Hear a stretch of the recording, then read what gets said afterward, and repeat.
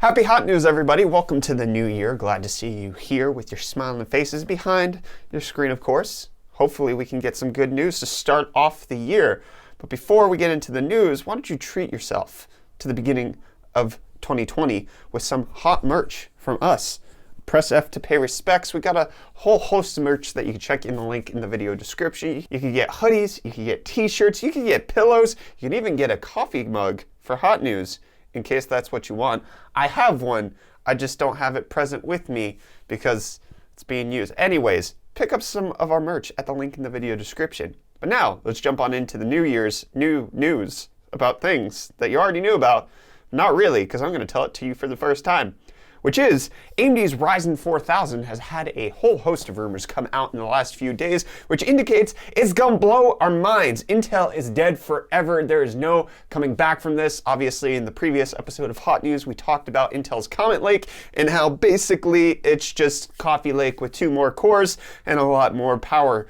So, yay, Intel really not doing anything. AMD, however, at least according to the rumors, which you should take with a grain of salt, is going to bring us more performance even though they're not moving to a new architecture. One of the big reasons why Ryzen 3000 was able to give us so much extra performance is because it went from 12 nanometers down to 7 nanometers. So they're able to scale things up, including the core count all the way up to the 16-core 3950X. But we're not going to get that this time. It doesn't look like we're going to get more than a 16 core on the desktop platform, and how AMD is going to have to deliver extra performance is just through IPC gains or changing how the architecture deals with things on the computer, and it looks like around a 17% uplift is what we should be expecting. So that 17% is coming from an increase of 50% in the floating point units that Zen 3 will do, and then a 10 to 12% increase in its integer operations. So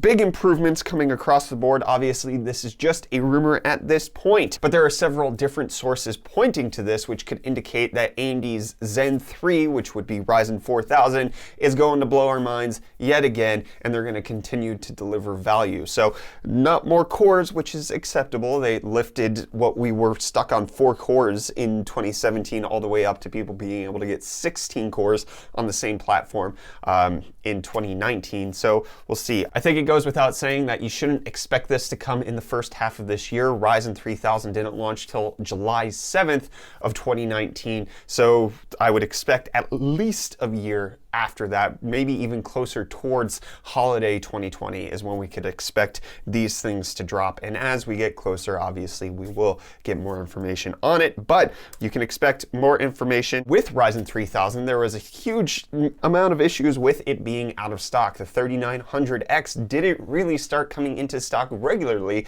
until November. The 3950X on launch has been hard to find. And in fact, I had to pick mine up in South Africa because there were none locally available on Amazon when I went to go check it. I wasn't one of those lucky few who got it when AMD first posted it to Amazon and Newegg, so I had to go halfway across the world for mine. Anyways, in an interview with a non-tech AMD CTO, Mark Papermaster stated that AMD's supply issues had nothing to do with TSMC, who is the supplier of the actual chips, like previously rumored, thinking that TSMC was swamped with all of the iPhone 11 sales and that they couldn't pump out 7nm chips fast enough, but rather AMD really just didn't place a large enough order for the chips. They expected the demand to be less, and so they pissed everybody off when nobody could get their chips, which I think is a good thing, that they aren't betting on themselves enough yet.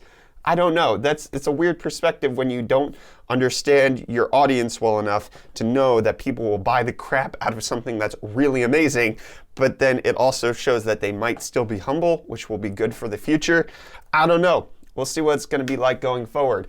Which AMD's Threadripper chips going forward will be better because there have been leaks of the 3980X 48 core. We already knew that a 3990X would be coming out, which is going to have 64 cores, and we already have the 3970X out, which has 32 cores. We didn't really know if there was going to be a middleman of 48 cores. Well, it turns out, indeed, the 3980X might be coming. And hopefully all of this will be announced at AMD CES CES Keynote, finally getting to this, which is going to be happening on January 6th at 2 p.m. Pacific time. We here at UFD Tech will be doing a live stream of this event, so go ahead and join us for that. So go ahead, mark your calendars, Monday, January 6th, 2 p.m. Pacific time, 5 p.m. Eastern.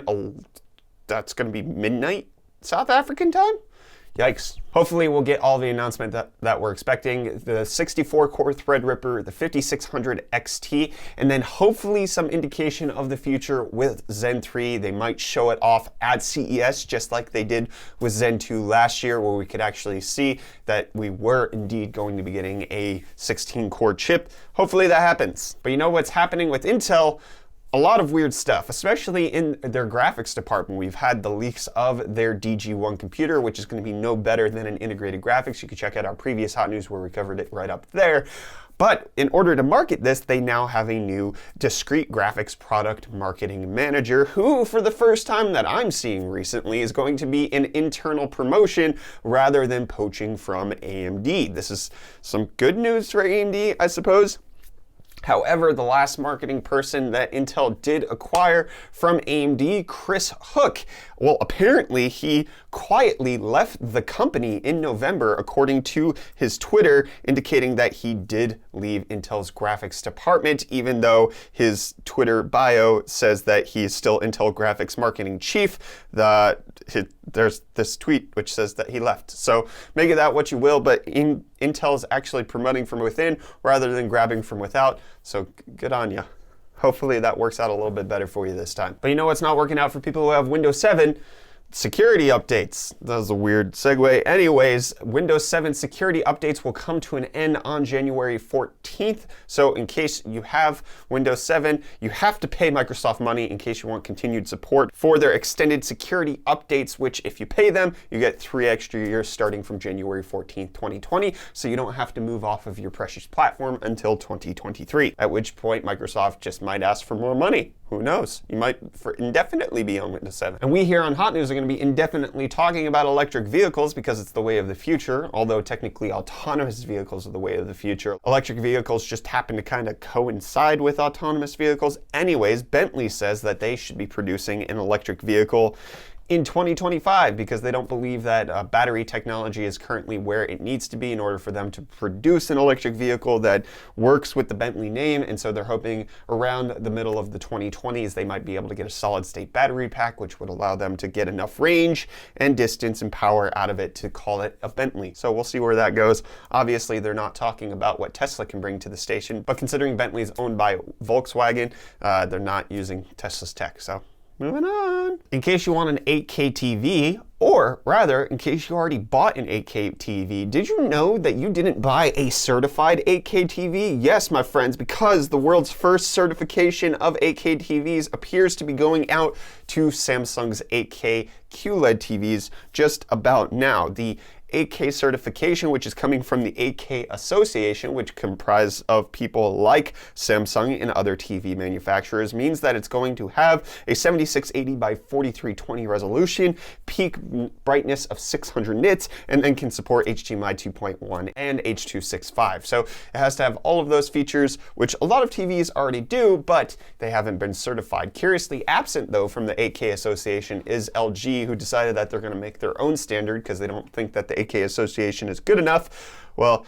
LG, I guess, won't have 8K certified TVs. Lame. And something that's causing a little bit of controversy around the tech world recently is Sonos's recycling feature with their previous editions of their Sonos speakers. Apparently they were having trade-in programs where you can trade in an old Sonos speaker and then get a discount to newer Sonos speakers. However, when they're being recycled, Sonos is actually physically bricking the devices so that they become unusable, which is leading to the recycling centers having to just go ahead and strip them down for parts rather than reselling them outright. So that's been going on for a while. There's been a controversy there. Sonos finally came out and stated what their reason was, which was basically, we bring really good speakers now, don't buy our old crap. We don't want to confuse people with our old crap, which I guess, I don't think people are going to have a poor view of Sonos because they bought an older Sonos speaker. They're going to understand that they're getting older technology if they're buying something that's refurbished or recycled.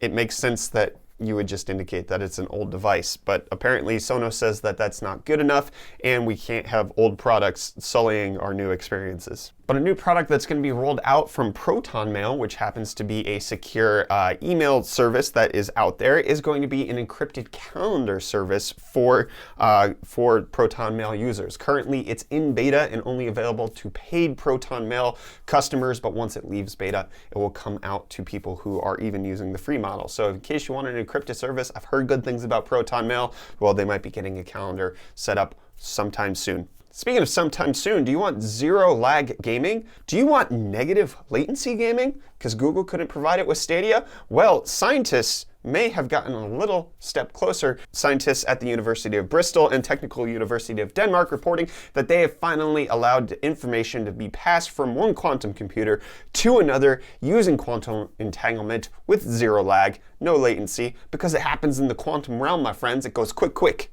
This is how quantum entanglement works. In case you didn't know. This is going to allow us to play video games in real time with everybody else, and lag's not going to need to exist because you don't have to physically send data over lights. It'll just happen like that. Bam. And then let's actually talk about video games. It was announced that Untitled Goose Game has finally sold 1 million copies. About 3 months after launch, 1 million copies of UGG have come out. And then in case you wanted the original Red Dead Redemption on PC, there was apparently going to be a fan-made version of it coming out until it appears that Rockstar sent a cease and desist to the person who was working on that project, and now the project is essentially dead. Red Dead Redemption 2 on PC, yes. Red Dead Redemption 1, maybe. It could be that they shut him up to bring him on board to actually produce the PC port of the game, or it could just be that they're suing him just to sue him and get him to shut up. We'll find out later. Speaking of games on different platforms, Metro Redux, which includes Metro Last Light and Metro 2033, are going to be apparently brought to the Nintendo Switch. This isn't the first leak that has happened with the Metro Redux game. Apparently this happened before where it was listed on another website, but now it's official. It's got its own PEGI rating, PEGI 18, which doesn't come to a surprise for anybody. PEGI, in case you don't know, is a Pan-European Game Information Board, which is equivalent to the US version of the ESRB rating games. So Metro Redux on Switch coming out. And finally, we have more information on the Final Fantasy VII Remake demo. Somebody posting a YouTube video of them playing the remake demo on their YouTube channel. There is a part 1 of the demo and a part 3, but no part 2. I don't understand why, but in case you want to check out what the demo is going to be like, as opposed to waiting for it and playing it yourself, which would be the point of a demo, you can check out the links in the video description. And then we're gonna end this episode by talking about tax season, because it's the new year, 2020. Anyways, one of the things that came out in 2019 was that TurboTax and other tax filing companies were hiding their free versions of their software, which they're legally obligated to provide, from the IRS. Well, they've been hiding them from the search engines to make sure that people, when they search for, let's say, TurboTax, they were finding the paid for versions first. That's not going to happen anymore because the companies have agreed to finally have Google index their page. So free filing software now available by just Googling it. And you can Google the end of this episode of Hot News by searching Hot News End. That's a weird ending. I'm sorry. Speaking of Hot News End, we have the old Hot News channel that we haven't uploaded to in 88 days. So that's great. That's the end of Hot News, technically speaking. I'm going to end the... Check out our merch at the link in the video description. Hit the like button. Get subscribed. I'm done.